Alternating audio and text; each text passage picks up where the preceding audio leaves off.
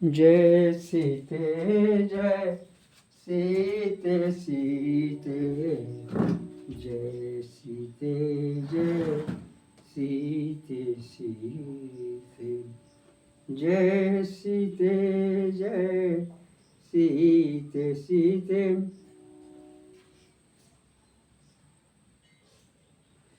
संत सेवा।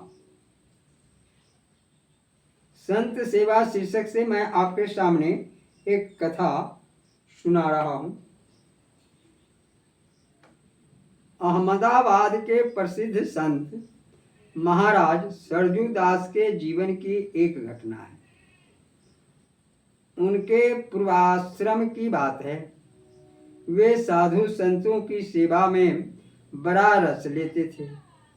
यदि उनके कान में साधु महात्माओं के आगमन का समाचार पड़ जाता तो सारे काम काज छोड़कर वे उनका दर्शन करने चल पड़ते थे।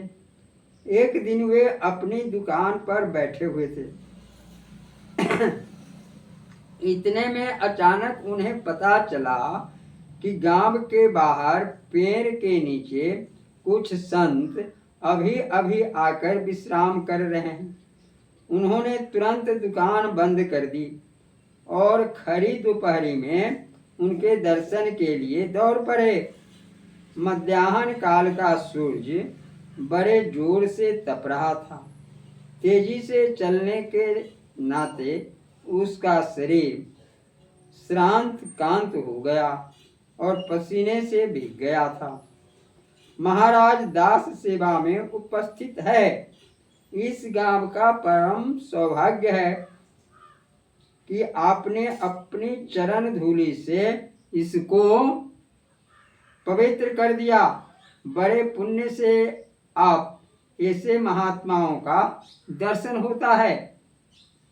सरजू दास ने उनका चरण स्पर्श किया और उनकी चरण धूलि गंगा में स्नान करके स्वस्थ हो गए। मध्याह्न काल समाप्त हो रहा था।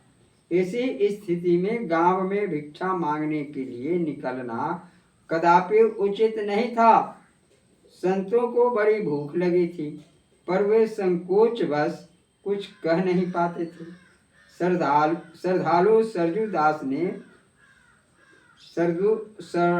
सरजू दास से यह बात छिपी नहीं रह सकी। वे तुरंत घर गए। भोजनालय में देखा तो आटा केवल 2-2.5 सेर ही था। उन्होंने घर वालों को छेड़ना उचित नहीं समझा और स्वयं आटे की चक्की पर गेहूं पीसने बैठ गए।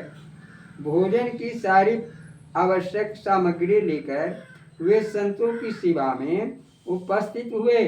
उन्होंने बड़े प्रेम से भोजन किया। वे सरजू दास जी की श्रद्धा और सेवा से बहुत प्रसन्न हुए तथा उनके संत प्रेम की बड़ी सराहना की। जय श्री सीते। यह कथा प्रसंग आपको अच्छा लगे तो कृपया इसे बार बार देखने का प्रयास करेंगे। जय श्री सीते।